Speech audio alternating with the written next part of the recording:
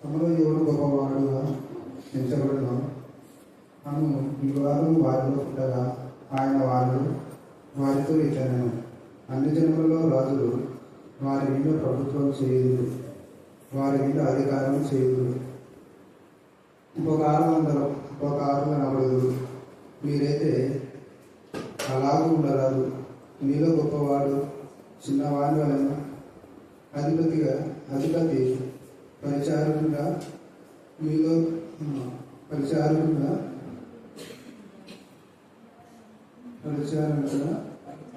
ఉండవలను. గొప్పవాడవాడు బోధన పంక్తికి కూర్చుండువాడా, పరిచయం చేయవాడా, పంక్తిని కూర్చుండు వాడే కదా. అయినను నేను మీ మధ్య పరిచయం చేయవాడే ఉన్నాను. నా శోధనలో నాతో కూడా నిలిచి ఉన్నవారు మీరే కనుక నా తండ్రి నాకు రాజ్యమును నియమించినట్టుగా నా రాజ్యంలో నా బల యొక్క అన్నపానం కూర్చుకొని సింహాసనాసనముల మీద కూర్చుని ఇశ్రాయేలు పన్నెండు గోత్రముల వారికి మీరు తీర్పు తీర్చుటకే నేను మీకు రాజ్యంలో నియమించుచున్నాను. షిమోను ఇదిగో సాతాను మట్టి గోధుమ వలె లభించుటకు మిమ్మల్ని కోరుకునే కానీ మీ నమ్మిక తప్పిపోకున్నట్టు నేను నీ కొరకు వేడుకొని నీ మనసు తిరిగిన తర్వాత నీ సహోదరులను సిద్ధపరచమని చెప్పాను. అయితే అతడు ప్రభువా, మీతో కూడా చెరలోనికి మరణములకు వెళ్ళుటకు సిద్ధంగా ఉన్నానని ఆయనతో అనగా, ఆయన పేతురు, నీవు నన్ను ఎరగవని ముమ్మారు చెప్పు వరకు నేడు కూడుకుయ్యదని నీతో చెప్పుచున్నానని.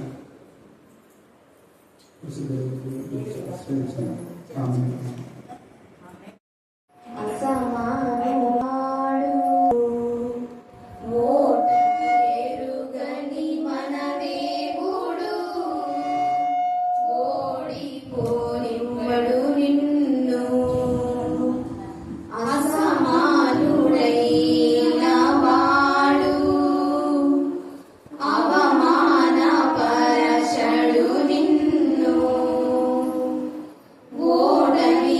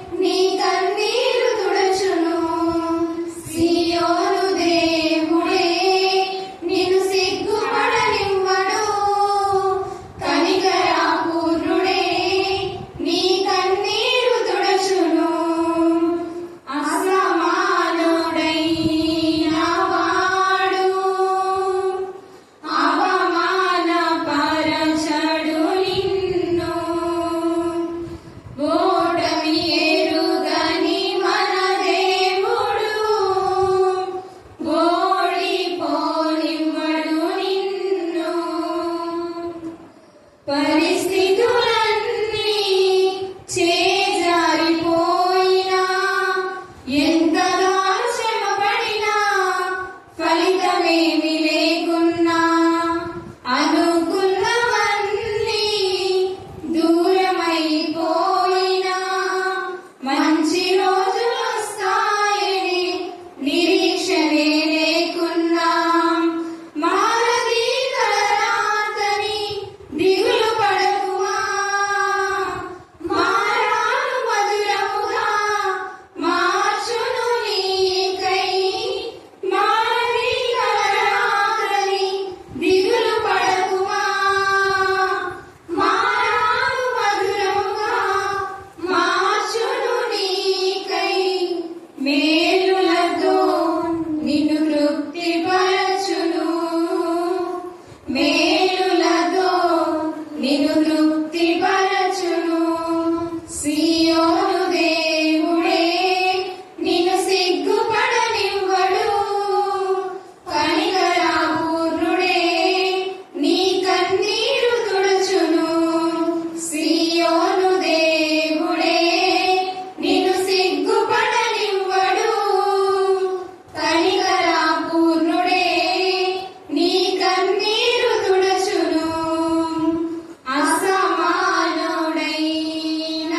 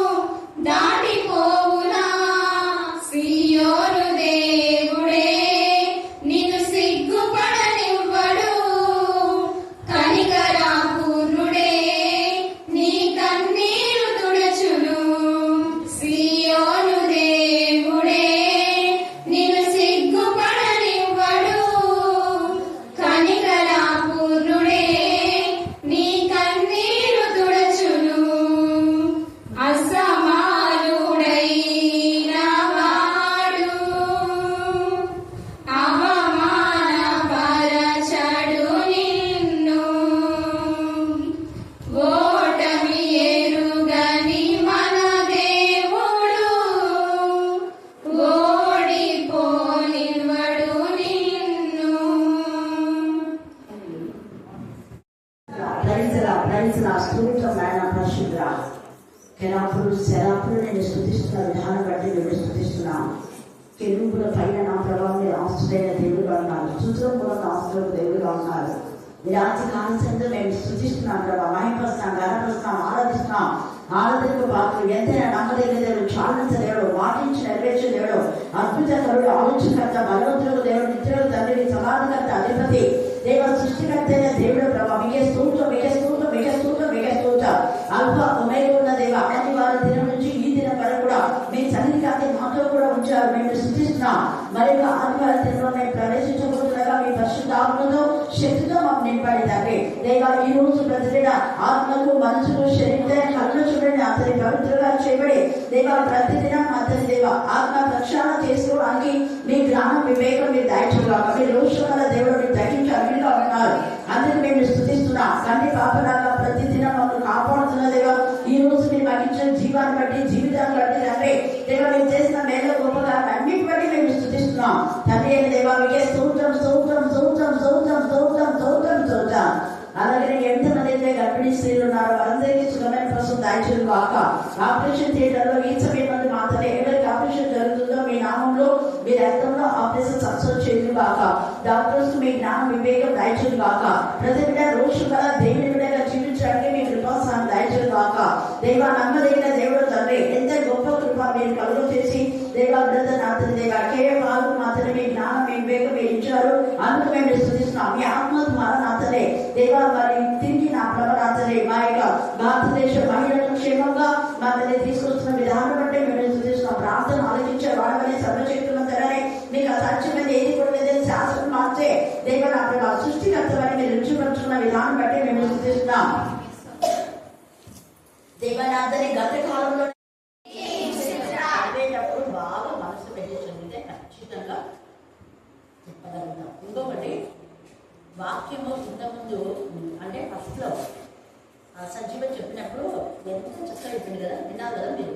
కారణం ఏం చెప్పాలా, రెగ్యులర్గా వచ్చేవారు. ఈ మధ్య కొంచెం కొంచెం తగ్గించినారు. వెంటనే అప్పుడు వాక్యం చెప్పడం ఏమైంది తర్వాత మనం కూడా అంతే. వంట రెగ్యులర్గా చేసే వాళ్ళకు అప్పుడు కొన్ని రోజులు ఇదే అయిపోయి మళ్ళీ చేయడానికి పోతే ఏమైపోతుంది తర్వాత సేమ్ ఇది కూడా. దీంట్లో నేను ఎందుకు చెప్తున్నానంటే యేసు ప్రభుతో పాటు ఎల్లప్పుడూ ఉన్నటువంటి శిష్యులు శోధన వచ్చినా జయించగలిగినాడు పేతురు. కానీ ఇస్కరియోతు యూదా శోధనలో పడిపోయినాడు. తేడా మనం తెలుసుకోవాలి.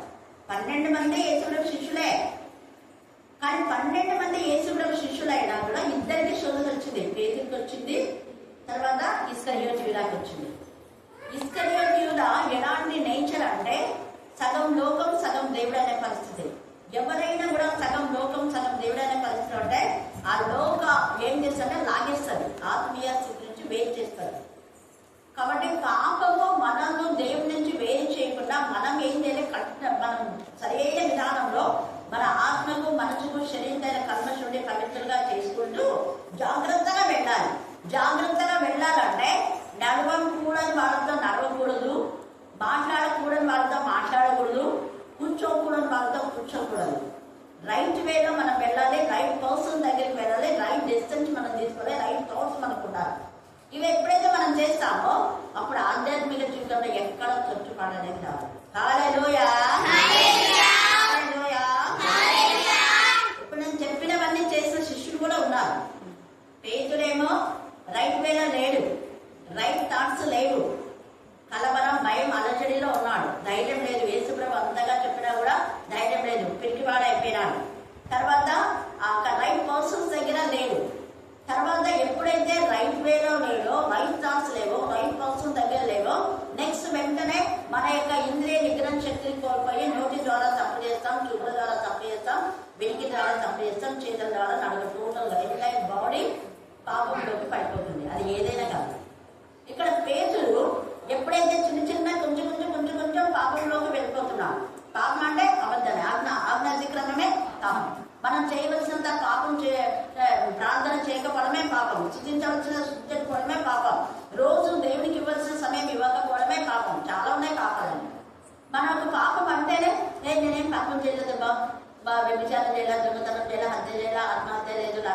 లేదు, మానసిక మీద లేదు, మత్స్యాచరం చేయబడి శుద్ధ చేతులు ఏం లేవు అని మనం అనుకున్నాం. కానీ దయ్యాలు అనేక విధాలుగా మానవుని పిలిస్తాయి. అందుకని ఇక్కడ అపవాది ఇస్కరియోతు యూదాలో ప్రవేశించింది లో తేడా గమనించాలి. ఇస్కరియోతు యూదా హృదయంలో ప్రవేశించి కృష్ణ వేసుకుంది, బట్ పేతురులో ప్రవేశించలేదు. బట్ అవుట్ సైడ్ నుండి టెస్ట్ చేస్తుంది. శోధన లేదు, బయట ఉండి మన లోపలికి వచ్చే గర్డ్స్ అయితే లేవు. పేతురు బాగా ఆత్మీయంగా ఉన్నాడు కాబట్టి లోపలికి వచ్చే గర్డ్స్ లేవు వాళ్ళకి. కానీ బయట నుంచి టెంప్టేషన్. అందుకే బయట నుంచి టెంప్టేషన్ ఎంత వచ్చినా కూడా దాన్ని ఖచ్చితంగా ఓవర్కమ్ చేయగలం ఒక రోజు. పేతురు లోపల లేడు కాబట్టి, అపవాదిలో లేడు కాబట్టి కొంత టెంప్టేషన్ గురైనా ఓవర్కమ్ చేయగలిగినాడు. ఈ యొక్క రాజ్యకాల సందు తేడా మన జ్ఞాపకం చేసుకోవాలి. ఈ యొక్క ఇంతగా యేసయ్య ఒక దొంగ జీవితాన్ని బాగు చేస్తే కృతజ్ఞత కలిగి యేసయ్యను గణపరిచి మహింపరిచి తర్వాత యేసయ్య సాక్షిగా ఉండవలసినటువంటి అతను ఏం చేస్తున్నాడంటే విశ్వాస ఘాతకుడయ్యాడు. ఒకటి. రెండోది, ఎప్పుడైతే విశ్వాస ఘాతకుడయ్యాడో ధనాశ వచ్చేసింది. ధనాశ ఏం చేసింది?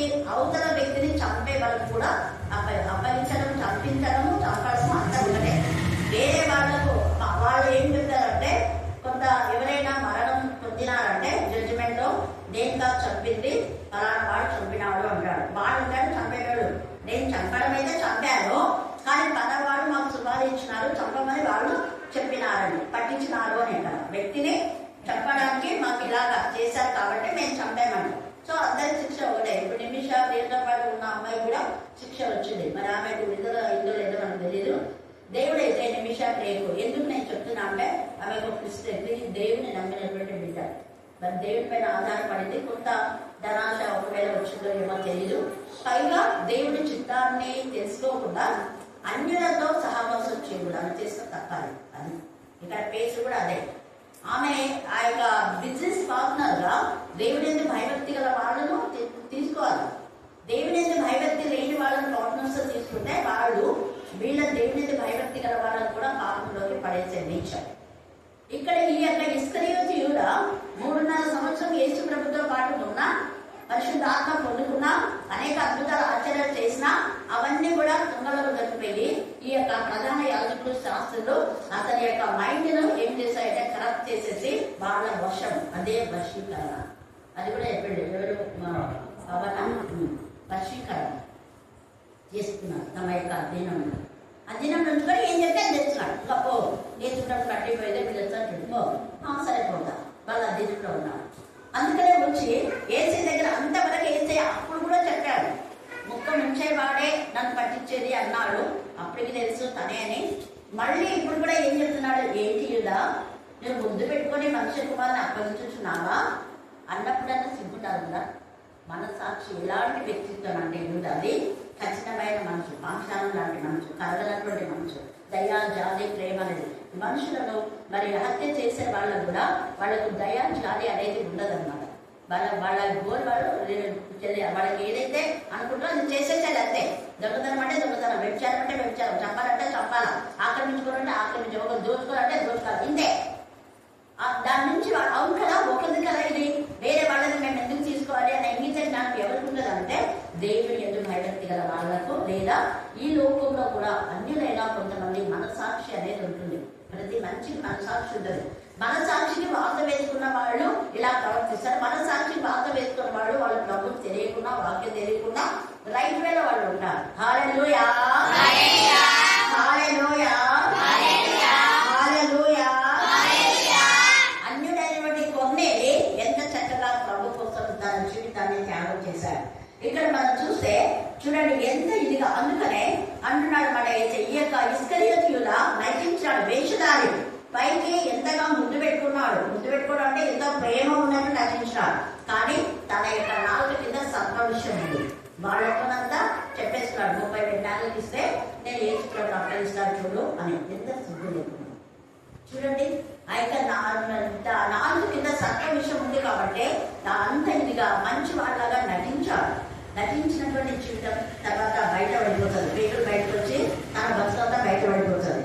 ఇక్కడ యేసే కూడా ఇలాగ ఎవరెవరైతే ప్రైజలాడనో లేకపోతే యేసు ప్రభుత్వం చాలాసార్లు కూడా నువ్వు సత్యవంతుడే నాకు తెలుసు, నువ్వు బాగా బోధిస్తున్నావు నాకు తెలుసు, కానీ ఇలాగా పన్ను ఎవరికి ఇవ్వాలి అది అంటే వాళ్ళ యొక్క వేషధాన్ని ఎరిగి మీరు సున్నం పట్టిన సమాధులు పైకి బాగా తెల్లగా ఏమో మంచిగా మాట్లాడుతున్నారు కానీ లోపల దుర్గంధం. ఈ యొక్క బతుకులంతా దుర్గంధమే. పైకి ప్రజలు అంటాడు, లోపల వెండిపొడికి వచ్చే నేచర్ ఏసైకి బాగా తెలుసు. అందుకని ముఖాన్ని అనేసాడు అక్కడ, నువ్వు మనుషుల కుమార్ని అప్పగించుతున్నావా? చూడండి, అసలు షాక్ అయిపోయినాడు. ఎందుకంటే నేను ముద్దు పెట్టుకోవడానికి వస్తే ఇది మీరే మాట్లాడుతున్నాడు. మిగతా వాళ్ళకి ఎవరికి వినపడా చిన్నగా ముద్దు పెట్టుకున్నాడు. ఏసై కూడా మాట్లాడాలి. దాన్ని ముద్దు పెట్టుకోవడం తల మీద ముద్దు పెట్టుకుంటే నోటితో వేసాయా గుండె కొట్టే గుండెలాగా వేసాడు. అయినా ముద్దురాడు. నన్ను అప్పగిస్తున్నావా, నువ్వే అప్పగిస్తున్నావు అనే మాట అంటే అది ఎంత వరకు నిజంగా అందరూ వారిలో ఒకరు ప్రధాన యాజకుని దాసుని కొట్టి వారి గురించి తెగనరగండి. ఎవరంటే వీళ్ళకి మిగతా వాళ్ళకంతా ఎంత రోషం వచ్చింది. ఆ రోషం వీరికి లేచున్నాడు. ఎంత బాధ. అదే శిష్యులతోనే ఉన్నాడు 3.5 సంవత్సరం. వారితో కలిసి సేవ చేసినాడు. కానీ మనసాక్షి వాత వేసినాడు. వాత వేయబడిన మనసాక్షి చాలా మందికి ఉంటుంది. పరవలాగా పరవ కూడా మనసాక్షి అనేది లేదు. వాత వేయబడిన మనసాక్షి కఠినుడు. ఎన్నిసార్లు మోసేది చెప్తాడు, పంపిస్తానులే అంటాడు, మళ్ళా వచ్చి ప్రాబ్లం చేయి అంటాడు, మళ్ళా పో అంటాడు, మళ్ళీ నీ ముఖం చూపించొద్దు అంటాడు. కుండ పెట్టుకొని వస్తాడు మోసే. ఏంటి ఎవరు ఎందుకు నేనే మోలుస్తున్నాను వాళ్ళు ఏం చెప్పకుండా నువ్వేదో చెప్పింది నేను ఆ ముఖం చూడదు అన్నావు కదా, అందుకని మనదమ్మా నువ్వే మరి నేను ఎలా రావాలా పెట్టుకొని వచ్చినాను. సరే సరే కానీ పోయి ఇంక ఈసారి ఖచ్చితంగా పంపిస్తా, ఇప్పుడు పోయి ఆ తెగులన్నీ పోయినట్టు చేయకు అంటాడు. అంతగా వెంటనే కఠినపరచబడుతున్నాం అంటే దేవుడు కఠినపరుస్తున్నాడు. ఇంతసేపే ఎందుకు దేవుడు కఠినపరుస్తున్నాడు అంటే అందరికీ ప్రశ్న. అలాంటి వాడు ఎందుకు కఠినం పడుతున్నారు, అలాంటి వాడు ఎందుకు కఠినం హృదయం నుండి ఇలాగా మరి వ్యభిచారం కానీ పాపం కానీ చంపడం కానీ లేదా ఒకరిని దోచుకోవడం కానీ తీసుకుంటారు. వాళ్ళు ఇవ్వకుండా వాళ్ళకు ఎందుకు అసలు అలాంటి మనసు వాళ్ళకు వస్తుంది అంటే దీని ఇన్నర్ మీనింగ్ ఏంటంటే దేవుడు వాళ్ళని ఎందుకు అలాగా అప్పిస్తాడంటే కొంతమంది భ్రష్టత్వానికి దేవుడే అప్పగిస్తాడు. వాళ్ళ క్యారెక్టర్ అర్థమైంది. ఇప్పుడు ఎందుకబ్బా దేవుడు నన్ను అడిగినారు, దేవచ్చు ఎవరు అడిగినారు, ఎందుకు దేవా వీళ్ళకి ఎంత బాగా నాకు గుర్తుంది చూడండి. ఎప్పుడు అడిగినాడు థ్యాంక్ దేవుడు చెప్తాడు. ఎవరు అడిగినారో నేను అనుకుంటున్నా మనసులో, దేవ ఎవరైతే అడిగినారంటే వెంటనే దేవుడు అంటున్నాను. దేవుడు హల్లెలూయా హల్లెలూయా అది ఎక్కడ ఎందుకంటే అందరికీ ఇదే ఇదే దేవుడే కదా కఠినపరిచాడు. మన దేవుడు కదా చేస్తున్నాడు, దేవుడే చేస్తున్నాడు. ఎందుకు వేరే వాళ్ళు కఠినపరచలేదు, పరోనే నడిపడతారు. కారణం ఏంటంటే వాళ్ళు బ్రతకాలే. పరోకు జాలి దయ అనేది లేనప్పుడు ఇంకా వాళ్ళ కఠినమైన దాన్ని భ్రష్టత్వానికి అప్పగించడానికి కఠినపరుస్తారు. అంటే వాళ్ళ పాపం వాళ్ళ పట్టుకోవడానికి ఇలా కఠినపరచబడినటువంటి పరో దేవుడి పిల్లలు ఇంత బాధ పెట్టినందుకు దాని యొక్క సొల్యూషన్ ఏంటంటే అప్పుడు కఠినపరిచాడు దేవుడు అని మాత్రమే అక్కడ రాయబడింది. కానీ అతని హృదయమే కాశాడు. భ్రష్టత్వానికి అప్పగించడానికే పుట్టాడు పరో. అందుకనే పరోతో ఎవరైతే ఆ కఠినమైన మనసు గల వ్యక్తులతో మనసాన్ని చంపేసుకున్న వ్యక్తులతో ఎవరైతే ఫ్రెండ్ సర్కిల్లో ఉన్నారో వాళ్ళందరూ నాశనం అయిపోయారు. చూసారా, జాలి దయ ప్రేమ పరిశుద్ధుల సహవాసంలో ఉంటే వాళ్ళందరూ ప్రభుత్వ పాటు కొనుక్కోవాలి. ఏదైతే సహవాసంలో ఉన్నారో అందుకే అందరూ కొనుక్కోమన్నారు శిష్యులంతా. మిగతా 11 మంది మిగతానేమో నరకం ఇస్కరియోతుగా ఎంత పాటించున్నాడు. అలాగనే మనం చూస్తే యెజబెల్ కూడా కఠినమైన హృదయం. అయ్యో నా ముందు పాపం ఒక్కడు, కానీ ఆ యొక్క జోట తీసుకోవడానికి రాళ్లతో కొట్టి అతను చంపించింది. ఎంత నీచమైంది. ఒక ఆడది సామాన్యంగా మగవాళ్ళు కొంచెం కఠినమని అనుకుంటుంటారు, కానీ ఇంత నీచమైన ఆడది చూడాలి. ఒక్క ద్రాక్ష తోట కోసం దానికి ఎన్నో ఉన్నాయి. ఎంత నీచురాలు. అందుకనే దేవుడు దానికి తగిన శిక్ష విధించాడు. తన భర్త చనిపోయినాడు, ఆమె చనిపోయింది, పిల్లలు చనిపోయినారు, మొత్తం దాని లైఫే పాడైపోయింది. కొందరు జీవితాలు పాడు చేయడానికి వాళ్ళే ఏం చేసుకుంటారంటే ఉరిని వాళ్ళే బిగించుకుంటారు. పాపం వాళ్ళనే పట్టుకుంటారు. వాళ్ళ పాపం వాళ్ళే పట్టుకునేది సరైన నిర్ణయం. ఇక్కడ పరో దేవుడు ఎందుకు కఠినపరుస్తుంటే అతని పాపం అతనే పట్టుకుంటుంది కాబట్టి దేవుడు కూడా అతని కఠినపరుస్తున్నాడు వాళ్ళ వే ఆఫ్ థింకింగ్ బట్టి. అయితే పేతురు కోసం అయితే యేసయ్య ప్రార్థన చేశాడు. చూడండి, ఇస్కరియోతు కోసం చేయలేదు. పేదలు ఉంది కదా, యేసయ్య చెప్తున్నాడు స్వయంగా ఆయన పంపేస్తున్నాడు. ఇక అపవాదిలో సాతాను దూరింది అని మనం చూస్తున్నాం. ఈ అపవాది ఇస్కరియోతు యూదాలో దూరగా అని యోహాను 13లో చూస్తాం. సాతాను నదులను ప్రవేశించగా అని చూస్తాం. సాతాను ప్రవేశించింది, సాతాను యొక్క అధీనంలో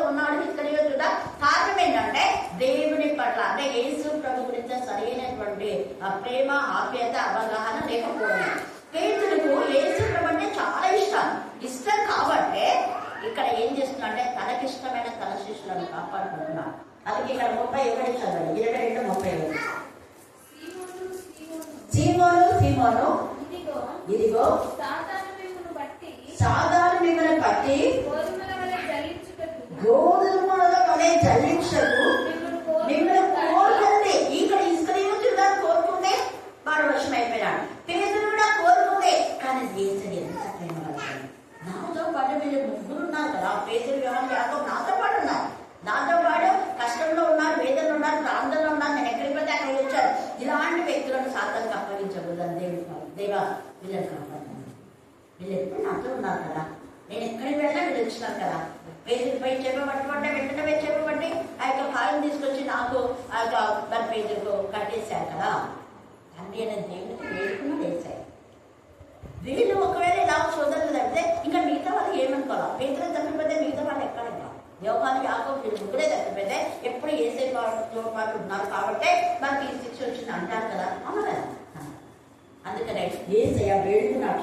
అది అంటాడు, నీ నమ్మిక తప్పి అది నమ్మక. ఏసయ్య అంటే చాలా ప్రేమ. అందుకే ముందే చెప్పాడు, యోహాను స్వార్థంలోనే అడిగాడు, నన్ను ప్రేమిస్తున్నావా? 3 సార్లు అడిగితే ప్రేమిస్తున్నాడు కదా. సరేలే, నువ్వు ప్రేమిస్తున్నట్టే దానికి నిదర్శనం ఒకటి అంచు. ఏసైని ప్రేమిస్తాడు. ఇక్కడ కూడా మనలో నిజంగా నువ్వు ఏసైని ప్రేమిస్తే, నిజంగా వాక్యం ప్రేమిస్తే, నిజంగా దేవుడి చదివి ప్రేమిస్తే, నిజంగా వాక్యం పట్ల తపన చూసినా ఉంటే నువ్వు స్థిరపడిన తర్వాత నీ ఇంటి వారిని సరి చేసుకో. అదే నెక్స్ట్ స్టెప్. అదే నా గొర్రెలు కాయాలి, మేపాలి, 2 చేయాలి. గద్దించాలి, ముందు చెప్పాలి, హెచ్చరించాలి. వాక్యంగా హెచ్చరించాలి, వినాలా, గద్దించాలి, సరి చేయాలి. అందుకని ఇక్కడ అంటున్నాడు కదా, ఇక్కడ యేసయ్య అంటున్నాడు, నేను నీ కొరకు వేడుకొని నీ మనసు తిరిగిన తర్వాత నీ సహోదరుని మేచేలా స్థిరపరచమని చెప్పాను. మళ్ళీ పడిపోవడానికి చూశాడు. యేసయ్య మరలా నిలబెడతాడు. పునరుద్ధానం తర్వాత చేప పట్టడానికి పోతుంటే అక్కడ కూడా పేతురుతో చాలా యేసయ్య పేతురు అంటే ఎంత ఇష్టమో. పేతురు కూడా ప్రభు అంటే అంత ఇష్టం. అందుకని అక్కడ శోధనలో పడిపోతున్నాడు అని చెప్పి తెలిసి మళ్ళా పోయి యేసయ్య ఆ యొక్క పరిస్థితి నుంచి ఆ పేతురుని మనం తీసుకొచ్చి, ఏంటి పేతురు, నేను నీకు చెప్పేదే నువ్వు చేసేదేమి, మళ్ళీ నువ్వు మొదలుపెట్టినట్టు వీళ్ళు కూడా వచ్చేసారు, మేము కూడా వస్తామని వాళ్ళు కూడా వచ్చారు. మన ప్రభు సుమే అని అంటాడు, పిల్లలారా రండి అని మన ప్రేమతో మీరు చేతులు పట్టడానికి పోతారా అని గద్దించాలి. పిల్లలారా రండి, భోజనం ఆయనే రొట్టె చేసి చేపలు కాల్చి ఇచ్చినాడు. హల్లెలూయా, హల్లెలూయా, హల్లెలూయా, హల్లెలూయా. ఇస్కరియోతు ఎంత కఠిన చూడండి. హామాను కూడా అంతే, ఎంత కఠిన. చిన్న విషయానికి వీళ్ళని చంపాలనుకున్నాడు. ఎస్తేరు కూడా నిజంగా ఎంత బాధాకరమైన శిక్షలు, శాస్త్రాలు మార్చబడ్డాయి. అప్పుడు జరిగింది అనుకున్నాం, ఇప్పుడు కూడా జరిగింది. ఆయన నిన్న నేను నిమిత్తము ఏకరీతిగా ఉన్నాడు, నుంచి వచ్చాడు. హల్లెలూయా, హల్లెలూయా. ఇక్కడ అందుకని ఆ యొక్క పేతురు తప్పలేక పేతురే వాడి చెవి ఇట్లా చేశాడు. కానీ యేసయ్య వల్ల ఆ చెవిని సరి చేశాడు. అప్పుడు యేసు అన్నాడు, ఈ మటుకు చాలు అని చెప్పి వాడి చెవి ముట్టి బాగు చేశాడు. వాడు చెవి ముట్టి బాగు చేసినప్పుడల్లా వాడు చెప్పాలా, అయ్యలారా నేను ఇంత మంచోడు, మనం ఎందుకు ఇలా చేస్తామని వాడే గద్దించి వాళ్ళని తీసుకుపోవాలి. కానీ జరగదు. కానీ వాడి చెవు బాగైనా కూడా వాడికి ఇంకా బుద్ధి రాలేదు. కొన్ని వాడి చెవు బాగైనప్పుడల్లా ఇస్కరియోతు విధానం మార్పు వచ్చిందంటే రాలేదు. కఠిన హృదయంలో ఏమైతుంది అంటే మనం కూడా ఇలాంటి కాల సమయంలో వేస్తే అక్కడ సమీపంగా ఉందని మనకు తెలిసి కూడా వాక్యం విని కూడా మన తప్పిదాలు ఎన్నో మన వాక్యం ద్వారా తెలుస్తున్నప్పుడు మన తప్పిదాలు సరి చేసుకోకపోతే హఠాత్తుగా ఎప్పుడొస్తుందో ఒకరికి వస్తుంది. హఠాత్తుగా ఇస్కరియోతు అనుకోలేదు, ఇప్పుడు వేసుకొని వస్తారు. బాగా 30 వెళ్ళినారంటే మంచిగా ఎంజాయ్ చేయొచ్చు అనుకున్నాడు, కానీ గుడి వేసుకున్నాడు. అనుకోని విధానంలో ఈ ప్రధాన యాజకులు అందరూ కూడా చర్చ అనుకోకుండా యెజబెల్ అనుకోలేదు, బాగా తోడ తీసుకున్నాలే అని అనుకుంది. కానీ తర్వాత హఠాత్తుగా దాని తల అందరూ చుట్ట అయిపోయింది, పచ్చడి అయిపోయింది. చెప్పాలి నాకు తలన్నా గుర్తుపట్టేలా పోయింది, కానీ దీని తల అలా లేదు. అందుకనే సరే అలాగనే హామాను కూడా తను అనుకోలేదు, వేరే వాళ్ళకు ఉరి వేయాలనుకున్నాడు, తన గురించి తానే వేయించుకున్నాడు. తన ఒక్కడే కాదు, మళ్ళా అతనితో పాటు సహకరించిన భార్య, వాళ్ళ యొక్క పిల్లలు, వాళ్ళ యొక్క ఫ్రెండ్స్ అంతమందికి శిక్ష వచ్చింది. ఈ సమయంలో దేవుడు ఊరుకోడు, ఆయన చూచుచున్న దేవుడు. ఎవరన్నారు మాట, గాడ్ చేస్తున్నా. హాగర్ నిజంగా ఎంత బాధను అనుభవించిందంటే మనం చెప్పలేము. కొన్ని విషయాల్లో మనం ఆలోచిస్తే యాక్చువల్గా హాగర్ ఏం తప్పలేదు. ఉందా తప్ప హాగర్ది? ఎందుకు తప్పలేదు? షారానే చెప్పింది కదా, షారానే చెప్పింది, తనకు తానుగా చెప్పింది. కాకపోతే హాగర్ ఒక్క తప్పేంటంటే బిడ్డ లేదు, గర్భంలో ఉంది అని చెప్పింది. యజమానురాలు కదా అని యజమానురాలికి ఇవ్వవలసినటువంటి ఓనర్ ఇవ్వలేదు. అదొక్కటే ఆయన చేసిన తప్పు. తర్వాత దేవుడు అంటాడు, నువ్వు పోయి అణిగిమణి గుడ్లు చాలా దగ్గర అంటాడు. అణిగిమణి గుడ్లు నువ్వు ఎచ్చాలు ఏం చేయదు, ఏదో పాపం కదా దైవం ఇచ్చింది నీకు ఇచ్చింది కాబట్టి నువ్వు అణిగిమణి అంటే పోయింది. అణిగిమణికి ఉందో ఏమో మనకు తెలియదు మనకు. మొత్తానికి దేవుడు అయితే ఏమన్నా అంటే చాలా టచ్ చేయండి. అక్కడ యాగర్ అనుకోవచ్చు, దేవుడు నువ్వు న్యాయవంతులైన దేవుడే కదా, మరి గర్భవతి ఎవరు బహుమానం అంటే నువ్వే బహుమానం ఇచ్చావు. మరి అబ్రహాము నేనేం చెప్పలేదు, నేను నీ భార్య అవుతానని చెప్పలేదు, శారాతో కూడా చెప్పలేదు. అసలు ఆయన వయసు ఎంత, ఆ వయసులో నా వయసు ఎంత, మహాంటే 20 సంవత్సరాలు 25, ఆయనది 90 ఏళ్ళకు. ఆ ముసలిని ఎవరైనా ఇష్టపడతారా? ఎవరు ఇష్టపడరు. కానీ హాగర్ విజయ్తో చూపించింది అక్కడ అంతవరకు పిల్లలు పుట్టేవరకు. అది దేవుడికి బాగా అర్థమైంది. అందుకనే హాగర్ను పోయి చాలా ఏం చెప్తే అది చేయమని చెప్పింది దేవుడే. మళ్ళీ అక్కడ హాగర్ ఏడుస్తూ ఉంటే హాగర్ ఏంటో చేసేది, ఎందుకు నేను కొడుకుని పడేసా, మన చేతిలో పట్టుకో అన్నాడు. అప్పుడు పట్టుకుంటే వాళ్ళకి దాహం వేస్తుందంటే అక్కడికి ఆ నీటిని చూసి నీటి గుడ్డ చూసింది. నా యొక్క యజమానులు నన్ను ఇలాగా వదిలిపెట్టేశాను నన్ను అంటే పర్లేదు, వాళ్ళంతా వదిలినా, చాలా వదిలినా, అబ్రహాం వదిలా, నేను వదిలిపెట్టలేదు. ఎంత ప్రేమ పడతాను, ఎంత ధైర్యం అక్కడ ఇస్తాను. ఈ రాత్రి నేనందరూ వదిలిపెట్టినా దేవుడితో మాట్లాడుతున్నాను. నేనున్నాను కదా, సృష్టికర్తగా చూడు, నేనున్నా. నీ యొక్క ఇష్మాయిల్ నేను అతని నుంచి 12 మంది 10 మంది రాజులు వస్తారని చెప్తారు. తర్వాత పెద్ద జనాంగంగా చేస్తారంటాడు. ఎంత సంతోషపడతారు. ఇక్కడి మీద నువ్వు దాసుగా ఉండడావు, ఒక రాణిగా నువ్వు ఉంటావు అన్నట్టు. నిజంగా రాణిగా చూసుకుంటాడు ఇష్మాయిల్ వాళ్ళ అమ్మ హాగర్. అలాగా అప్పుడు అంతగా దయదలిచాడు దేవుడు. అందరు నన్ను వదిలేసినా నువ్వు దయదలిచాడు, వాళ్ళు చూచున్న దేవుడు అనేది. చూచున్న దేవుడు మాత్రమే కాదు, ఆయన ఆమె యొక్క ప్రార్థన, ఈ పిల్లవాడి మొర ఏం చేస్తున్నాడు దేవుడు విన్నాడు. చూచున్న దేవుడే ఈమె పేరు పెట్టింది. ఇప్పుడు కొడుకు ఏం పెట్టారా, నువ్వు చూచున్న దేవుడు మాత్రమే కాదు కదా, నువ్వు వింటున్న దేవుడు, నా మొర నువ్వు వినే నాకు నీళ్ళనిచ్చావు కదా, వినే దేవుడు. తర్వాత ఏమన్నాడు, మాట్లాడే దేవుడు. మాట్లాడుతున్నాడు హాగర్తో. ఏంటి హాగర్ నీకేమొచ్చింది? మాట్లాడినాడు. తర్వాత చేయి పట్టుకొని సరైన స్థితిలో ఆమె ధైర్యం చెప్పి ఆశీర్వదించిన దేవుడు. నేనున్న దేవుడికి ఆయన చూస్తున్న దేవుడు, ఆయన వినే దేవుడు. నీ పరిస్థితి ఆయన తెలుసు.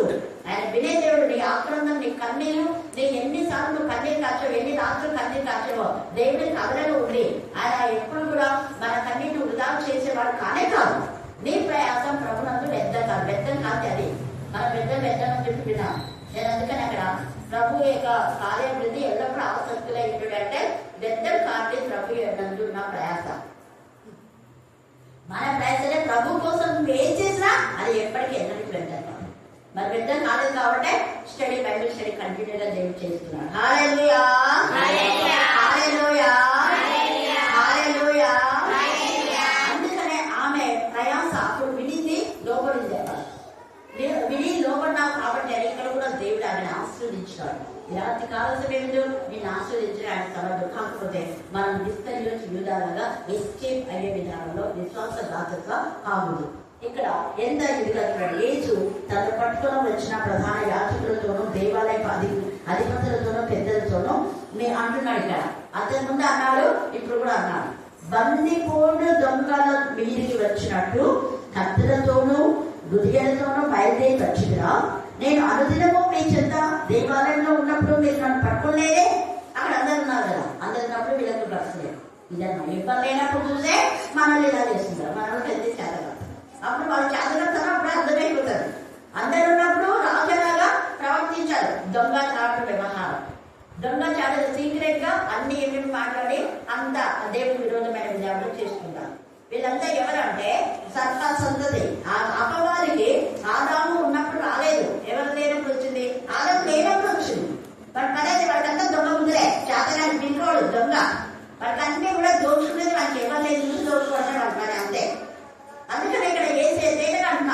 మీరంతా కూడా వేషధారణ మీరు ప్రధాన యాజకులు అంటారు. మన ధైర్యం లేదా? పిలిచి వాళ్ళ మీరు దేవాలయంలో ఎందుకు అలా చేయలేదు? అందరు పోయినాక అలా చేస్తుంది. అందరు ఉన్నప్పుడు ఎందుకు పడుకోలేదు? అందరు పోయినాక అలా చేస్తుంది. ఎంత తేటగా మాట్లాడుతున్నారు. ఇలాంటి వాళ్ళంతా కూడా ఎవరంటే నరహంతకులు. వాళ్ళు మనిషిని చంపారు, కానీ వాళ్ళ క్రియల ద్వారా దేవుని యొక్క నామాన్ని అవమానపరుస్తున్నారు. అందుకే ఇస్కరియోతు చంపలేదు, కానీ ఎవరైతే అప్పగించారో వారికి శ్రమ శ్రమ అంటున్నాడు యేసయ్య. పైకి ప్రైజ్లా అంటారు, లోపలంతా కూడా విషపూరితమైన ఆలోచనలే. నిజంగా ప్రైజ్లా చెప్తే ఏ పరిస్థితి నుంచి నువ్వు దేవునికి విరోధమైన పని చేస్తావో ఆ పనిని సరి చేసుకుంటావు. అదే ఇక్కడ ఇక్కడ ఇస్కరియోతు మీద సరి చేసుకోవాలా, పేరు సరి చేసుకున్నాడు. తర్వాత చూడండి, అక్కడ మనం చూస్తే పేతురు ఆ యేసు ప్రభు ఆయన చూచను అని రాయబడింది. చూడండి 60 వచనం, 22:60. పోయి నేను చెప్పినది నాకు తెలియదు నేను అతను ఇంకా మాట్లాడుచుండగా వెంటనే కోరి చూశాను. అప్పుడు ప్రభువు తిరిగి పేతురు వైపు చూచుచున్నాడు. దేవుడు పేతురు చూసిన వెంటనే ఆ పేతురు అంతవరకు అంతా పోయింది. మైండ్ అంతా కూడా మళ్ళీ వచ్చేసింది. మొదటి ఆలోచన, ప్రభు అది ఎంత పని చేశాను, నాకు అప్పుడే చెప్పకుండా హెచ్చరించావు. నేను హెచ్చరించాను, నేను ఎలా మర్చిపోయాను అసలు నాకు తెలీదు. మైకం వచ్చేసింది, అప్పవాది నాకు మైకం తన వశం చేసేసుకుంది. నేను ఏం చేస్తున్నా నాకే లేదు. Without my knowledge. తండ్రి ఏదే కూడా తెలుసు. అవును నాకు తెలుసులే, కానీ నువ్వు చేసిన తప్పేంటంటే వాళ్ళతో పాటు ఉన్నాడు, నువ్వు చేసిన తప్పు. ఈ యొక్క ప్రధాన యాజకుడి యొక్క ముందు దగ్గరికి ఎందుకు రావా? ప్రధాన యాజకుడు ఒక పనికి వాడని తెలుసు కదా. ప్రధాన యాజకుడు ఇంటి దగ్గరికి నువ్వు ఎందుకు వచ్చావు? నువ్వు ఎక్కడ ఉండాలి? నా శిష్యులంతా ఎక్కడ ఉండాలి? అక్కడ మీరంతా వెళ్ళి ప్రార్థన చేయాలి. అలా చేయలేదు. అది యోహాను అయితే తల్లి దగ్గర ఉన్నాడు కాబట్టి తల్లిని తీసుకొని యేసయ్య దగ్గరికి వస్తే చూడండి. యోహాను ఏమో ప్రధాన యాజకుడు మీ ఇంటి దగ్గరికి రాలేదు. మరి ఇంకా పట్టుకోలేదండి అక్కడ అంతా ఎందుకని వీళ్ళు ప్రార్థన చేసుకుంటే ఎత్తుకుంటున్నారు. అందుకే తల్లితో పాటు యోహాను వచ్చారు. పేతురు అలా కాదు, వాళ్ళతో పాటు వాళ్ళంతా రోడ్స్. ఆ రోడ్స్ లో నువ్వు ఎందుకు వెళ్ళావు? వాళ్ళతో నడిచావు, నడవకూడని చోటికి నడిచావు, కూర్చోంటే కూర్చున్నావు, నేర్చోకూడనే నేర్చుకున్నావు, అక్కడ నేర్చుకుని చూస్తున్నావు, ఇవన్నీ చేస్తావు. అందుకనే పడిపోయావు. ముందరే దావీదు చెప్పినాడు కదా, ఎందుకంటే ఆ దావీదు యొక్క శోధన తెలిసే దుష్టుడు ఆలోచన చొప్పున ఏం చేయాలా? నడవక, నిలవక, కూర్చోవాలి. ఈ 3 చేసిందే పేతురు ఇంత బాధపడదు. అందుకే చచ్చే వరకు ఎక్కాడు. యేసయ్య చూసేసరికి అంత పోయింది. ఒక్కసారిగా ఎంత పెళ్ళు వచ్చేసినాయి 7. అంతగా కత్తితో అతను అంత రోషంగా ఆ వ్యక్తిని కత్తితో నరికినది. అదంతా పోయింది. యేసయ్య మీద ప్రేమ అంతా పోయింది. ఆయన అంటే ఏమో నాకు తెలియనే అన్నాడు 3 సార్లు, ఒకసారి కాదు. యేసయ్య తిరిగి పేతురు వైపే చూశాడు. అంటే అక్కడ పేతురు కూడా ఉన్నాడు, మిగతా సృష్టి లేదేమో, వాళ్ళంతా లేదు. ఎందుకు? అది లైఫ్ అక్కడ మనం వెళ్ళకూడదు అనుకున్నారు. అందుకనే ఈ సమయం మనం ఉండని చోట మనం ఉండకూడదు. ఇక్కడ పేతురు యేసయ్య చూశాడు కాబట్టి పేతురు గురించి జ్ఞాపకం వచ్చి వెళ్ళిపోయి సంతాపడి ఏడ్చాడు. యేసును పట్టుకుని మనుషులు ఆయనను ఏం చేశారంట? అపహాసించి చూడండి, బందిపోటు దొంగలాగా బంధించినారు. తర్వాత ఇప్పుడు ఏం చేస్తున్నారు? అపహాసించి కొట్టి ఆయన ముఖం కప్పి, నిన్ను కొట్టిన వాడు ఎవడో ప్రవచింపమని ఆయన్ను అది చెడు కూడా అనుకుంటున్నారు. ఆయన బంతిలాగా ఎంత నీచుడు.